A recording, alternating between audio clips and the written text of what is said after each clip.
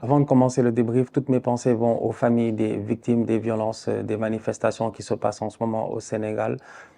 Près d'une quinzaine de morts, c'est trop. Franchement, c'est beaucoup trop.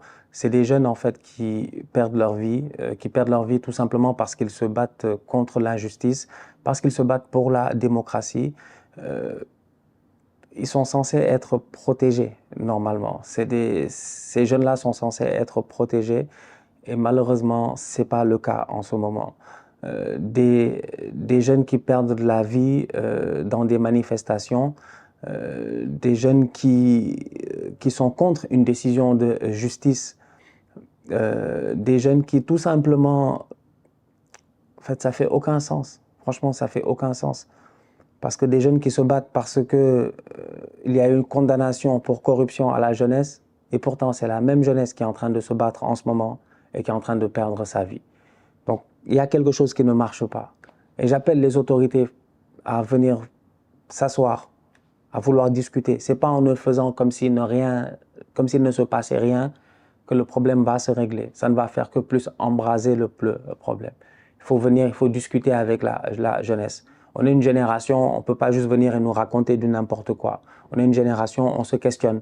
On est une génération des réseaux sociaux. On est une génération de l'information, en fait. Donc, on ne peut pas juste venir et nous dire c'est comme ça, c'est comme ça, c'est comme ça et on va l'accepter. Non, il y a des questionnements en tant que tels aujourd'hui. Donc, si aujourd'hui il y a autant de manifestations, s'il y a des jeunes qui sortent en tant que tels et qui finalement ils perdent leur vie, bah, c'est parce qu'ils ont sûrement quelque chose à revendiquer. Et ces jeunes-là, il faudrait les écouter. Malheureusement, aujourd'hui, la jeunesse n'est pas écoutée. Et donc, elle sort et elle y perd sa vie. Et ça, vraiment, c'est ce qui me fait le plus mal, en fait. C'est le fait qu'on perde des jeunes. Quand je vois des jeunes de 20 ans, des jeunes de 20 ans, enfin, je me dis, ça aurait pu être mon cousin, ça aurait pu être quelqu'un de ma famille. En fait, c'est notre famille. C'est même nous tous, c'est la même famille, en fait, à la fin de la journée.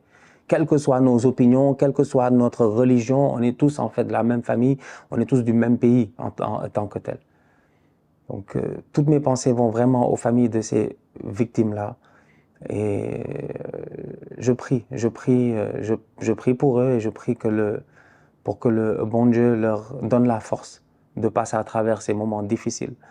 Parce qu'il n'y a personne en fait qui mérite de perdre un de ses enfants, un de ses proches. Comme je dis, un mort déjà, c'est beaucoup trop. C'est beaucoup trop. Salam, salam, outsider, le débrief commence maintenant. Manchester City remporte la FA Cup aujourd'hui en gagnant 2-1 face à Manchester United. Une très belle performance de la part des boys de Pep Guardiola. La vérité, elle est là. Dans une semaine, dans 7 jours, ils ont une finale de Ligue des Champions à jouer face à l'Inter Milan. Aujourd'hui, c'était l'échauffement. Je pense bien que dans leur tête, c'était l'échauffement parce qu'à mon humble avis, Manchester City n'a jamais vraiment forcé. On a connu Manchester City beaucoup plus méchant que cela. On a connu Manchester City beaucoup plus sadique que cela. Aujourd'hui, ils sont venus et ce match-là, je pense qu'ils l'ont géré. C'est passé à travers un excellent Gundogan encore une fois. C'est-à-dire que le leadership, c'est très très important. Gundogan en cette fin de saison, je pense réellement que lui-même, il ne sait pas la saison prochaine ce qu'il va faire. Va-t-il rester à City? Va-t-il aller au Barça? Va-t-il aller, je dis bien, quelque part d'autre? En tout cas, une chose est certaine, c'est qu'en termes de talent, le capitaine de Manchester City aujourd'hui, en cette fin de saison, il est juste sensationnel. Un excellent Ilkay Gundogan. Un Gundogan qui n'arrête pas de marquer des buts, mais en plus de cela, tu as l'impression que tout lui réussit. Aujourd'hui, la première volée qu'il marque, elle est magnifique. 15 secondes de jeu, United est déjà mort. Il n'y a pas eu finale. Mais il n'y a pas eu finale. Il n'y a pas eu finale. Heureusement, ils ont eu un penalty, les gars de Manchester United. Heureusement, je dis bien que jusqu'à présent, en termes de main, nous-mêmes, on n'est pas sûr de savoir qu'est-ce qui est une main ou qu'est-ce qui n'est pas une main. Parce que la vérité, elle est là. Manchester United est très, très mal rentré dans ce match-là. C'est pour cela que je dis que City, ils ont géré. City, ils n'ont pas forcé. City, s'ils forcent, ils tapent United aujourd'hui, je dis bien avec un score beaucoup plus sadique. Ils ont géré. Ils sont venus. Ce match-là, ils l'ont joué sérieusement. Ils devaient le gagner, se mettre en confiance parce qu'on sait tous que la vraie échéance, c'est bien la finale de la Ligue des Champions.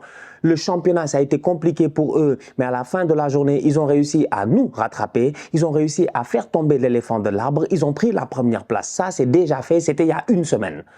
Une semaine plus tard, ils arrivent, ils jouent la finale de la FA Cup face à une belle équipe de Manchester United qui, à mon humble avis, a fait une belle saison. Cependant, ils sont tombés face à beaucoup plus fort. City ne pouvait pas perdre aujourd'hui face à United. Ça aurait été un faux pas inacceptable. Aujourd'hui, ils sont venus, comme je dis, ce match-là, ils l'ont géré. Gundogan a été excellent. Volé du pied droit, volé du pied gauche. Que veut le peuple? Que veut le peuple? 15 secondes de jeu, long ballon de Ortega, Haaland qui dévie le ballon, Kevin De Bruyne essaie d'aller prendre le ballon est là en train de traîner, il met le ballon dans les buts, le corner il arrive, le ballon traîne, il frappe le ballon passe au-dessus de deux jambes, je dis bien, il rentre petit filet. Aujourd'hui, Gundogan a non seulement eu la baraka qu'il faut, mais au-delà de cela, comme je le dis, en cette fin de saison, il a le leadership qu'il faut, même si son avenir n'est pas clair. C'est ça qui est sensationnel en fait, c'est ça qui fait plaisir avec ce genre de joueur-là. Le gars, jusqu'à présent, on ne sait pas clairement ce qui se passera l'année prochaine, mais lui sur le terrain, il sait clairement ce qu'il veut faire, gagner des titres. 2 titres, je dis bien, sur 3 pour le moment pour Manchester City, c'est très bien joué. Ça va risque d'être compliqué pour les arrêter. À la fin de la rencontre, Kevin De Bruyne a dit que Gundogan doit rester. C'est ce qu'il a dit clairement. Il a dit que Gundogan doit rapidement signer le renouvellement de contrat. Gundogan est un joueur très important, mais De Bruyne lui-même, il sait à quel point lui-même il est important. C'est ça la force de Manchester City. Tu as un Riyad Mahrez qui te met un triplé, je dis bien, en demi-finale de FA Cup. Un Riyad Mahrez qui est excellent dans cette compétition-là et même qui a été très très bon cette saison, mais qui en cette fin de saison en train de toucher le banc. Il est sur le banc. On demande à Guardiola pourquoi Mahrez ne joue pas. Guardiola n'en a rien à faire. Il dit c'est lui qui décide qui joue et qui ne joue pas. Aujourd'hui, si tu regardes cette équipe de Manchester City là, tout le monde est concerné, tout le monde est à 100%. Kevin De Bruyne, 16 passes décisives en Première Ligue. Aujourd'hui, en finale de FA Cup, il en claque 2. Il en claque 2. Autant Gundogan est toujours bien positionné et il a eu la chance, la baraka qu'il faut et le geste qu'il fallait pour claquer un doublé, autant Kevin De Bruyne lui aussi, il est toujours là pour donner de très très bons caviars. Que dire, je dis, de Rodri et de John Stones, Jean-Pierre au milieu de terrain, un double pivot très très solide. Aujourd'hui, ils ont fatigué Manchester United. C'est pour cela que je parle de gestion. Parce qu'offensivement parlant, au niveau de Manchester City, il y avait du travail à faire. En fait, Haaland de ces derniers temps, Haaland a claqué beaucoup de buts, mais là, Haaland, gère-toi. Haaland, toi aussi, gère-toi. Haaland aurait dû marquer. Bon, Jack Grealish, j'en parle même pas. Lui, depuis Jack Grealish, on le connaît. On sait très bien qu'il n'est pas sérieux. En ce moment, il est en mode de fête. Il est en mode party. Il est en mode, je dis bien, je suis en train de boire tout ce qui se passe dans la ville. Ah, c'est pas le moment. Frère, faut boire de l'eau. Non, mais Jack, calme-toi. Jack, calme-toi. Jack est trop excité. Il est trop excité et il n'est pas excité dans le bon sens du terme. On a eu un Grealish excellent au courant de cette saison, mais un Grealish qui, en ce moment, en cette fin de saison, tu sens réellement qu'il n'en a plus rien à faire. Alors qu'il reste un match important à jouer, la finale de la Ligue des Champions. Face à l'Inter Milan, ils auront besoin, au-delà d'avoir des De Bruyne et des Gundogan, des Rodri et des John Stones, des Akanji et des je ne sais pas quoi là, d'avoir autant de joueurs défensivement sérieux et solides, il faut aussi que les gars devant, ils se gèrent. Il faut qu'ils se gèrent.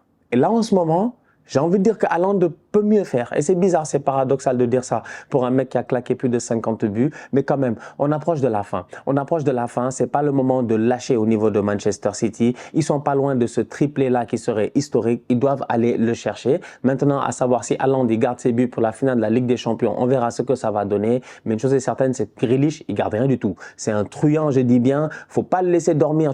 Si tu le laisses, il va dormir sur ses lauriers et c'est mort. Et c'est mort, il va arrêter de jouer.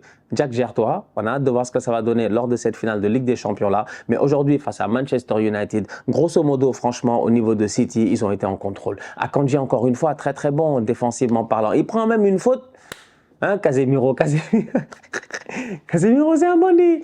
Casemiro s'en est sorti et tout, mais tu regardes aujourd'hui, tu te dis, ouais, c'est normal que City ait gagné face à United. Même si United ne fait pas un match, voilà, c'est pas 0, mais c'est normal que City ait gagné parce que c'est un collectif qui est solide. De toute façon, ils ont rattrapé Arsenal. C'est cette même manière et détermination qu'ils avaient à cœur de venir et de battre United.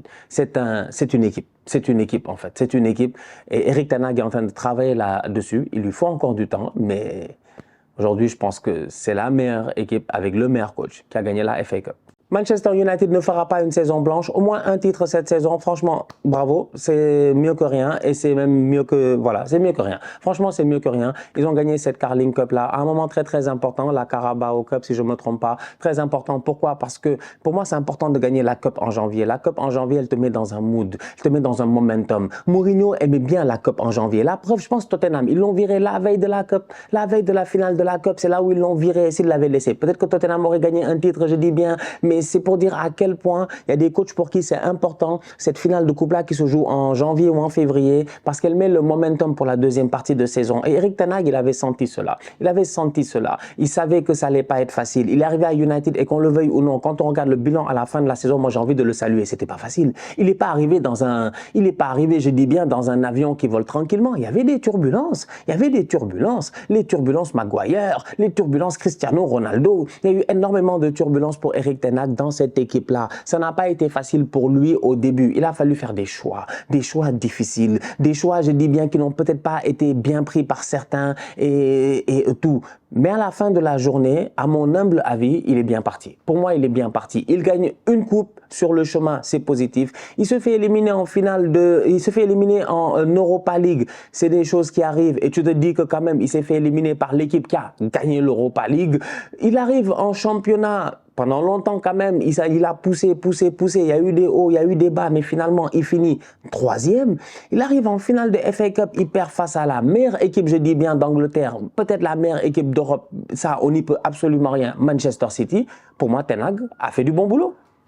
Pour moi, il a fait du bon boulot. Il n'est pas zéro cette année. Il n'est pas zéro. Certains fans de United sont peut-être impatients, c'est vrai, parce que ça fait longtemps peut-être que voilà, ils attendent quelque chose de concret et tout. Cependant, moi, je pense que ten Hag, il lui faut du temps. Ça, on l'avait dit en début de saison. Il te faut du temps pour construire quelque chose. Au-delà de cela, il te faut aussi des ressources humaines, des joueurs. Aujourd'hui, au courant de la saison, on l'a vu. Rashford a eu un pic extraordinaire, mais à un moment donné, il y a eu blessure, il y a eu, je pense, un moment un peu de mou, et ça a été compliqué pour cette équipe-là pour trouver des buts. Weghorst, il n'a servi absolument à rien. Martial, il est de retour, ok, mais ça fait longtemps qu'il est là. Golden Boy depuis 2015, il peine, je dis bien, à s'installer, à performer. Martial aurait dû faire une grande carrière. En fait, la vérité, elle est là. La vérité, elle est là. Donc, c'est un peu dommage, en fait, quand tu regardes ça en te disant que tu as une équipe de Manchester United. Les supporters sont peut-être très, très exigeants, mais il faut du temps. Il faut du temps. Il manque de joueurs. Fred, tu vas aller où? Tu vas aller où? Vous êtes venu aujourd'hui avec Fred, Eriksen, tout ça. C'est bien. Eriksen, Casemiro, ça fonctionne en début de saison. Il n'y a pas de problème. Bon, après sa blessure, Eriksen, ça a été plus compliqué. Mais Fred, tu vas aller où? Fred, tu vas aller où avec ça? Tu as énormément de lacunes dans ton effectif. Tu as énormément, je dis bien, de boys qui doivent se gérer. Jadon Sancho doit faire beaucoup mieux. C'est pas une question de j'ai contrôlé le ballon, je suis frais, j'ai du style, j'ai donné le ballon, tu m'as redonné une touche, etc. Non, on demande à ce que tu claques des buts. Ce que les gars de United veulent, j'imagine, c'est ce que nous, on a eu cette année à Arsenal. Des boys qui claquent tous 10 buts, 12 buts, 13 buts. Sancho doit mettre 13 buts, Rashford 15 buts, machin 4, 14 buts. C'est comme ça que ça doit marcher. Mais ça n'a pas été le cas cette saison. Donc pour moi, Erik ten Hag, franchement, il a amené l'effectif au maximum de là où il pouvait les amener. Je lui donne le bénéfice du doute. Pour une première saison, mes respects. Il a travaillé, il les a amenés au maximum de là où il pouvait les amener. Ils sont allés en Europa League, ça a été compliqué. Ils ont quand même sorti le Barça dans une double confrontation très très intéressante. En championnat, ils finissent troisième. Et quand même, franchement, c'est bravo. Je dis à ten Hag, t'as vu les gars qu'il a habité? Un De Gea, tu comprends pas, c'est une fois sur deux, il fait des grands matchs. Il a perdu ici, je dis bien, Martinez et Varane. Défensivement, c'était le bordel. Je vous dis, ils n'ont pas de joueurs. Ils n'ont pas de joueurs. Il y a énormément de travail à faire au niveau de United. L'infirmerie en fin de saison, elle s'est un tout petit peu remplie. Ça a été compliqué. Pour moi, ten Hag a fait du bon boulot. Maintenant, place à l'année prochaine. L'année prochaine, c'est sa pré-saison. Il n'y a pas de Cristiano Ronaldo. Il n'y a pas de rien du tout, en fait. Il n'y a pas de stress. C'est lui qui gère son équipe. Donc, l'année prochaine, les gens seront intransigeants. Mais pour le moment, je trouve que même s'ils ont perdu cette finale de FA Cup là, United a fait une belle saison. Prochain match de Manchester City, Inter Milan. J'espère que vous serez là, je serai là. D'ici là, on continue à liker, on continue à partager. On s'abonne, on s'abonne, on s'abonne. On est ensemble, on reste en santé. C'est le plus important. Tous outsiders.